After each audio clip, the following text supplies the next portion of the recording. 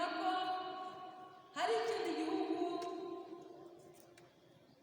dutegereje, tukaba turi mu nzira dutambuka kugira ngo tugere muri icyo gihugu. Ni igihugu cy'ihirwe, ni igihugu cy'ukuri, igihugu cy'amahoro, igihugu cy'ituze. Ni igihugu rero cy'ihirwe rihoraho iteka, aho tuzaba iteka ryose ubuziraherezo. Navuga ko rero bavandimwe,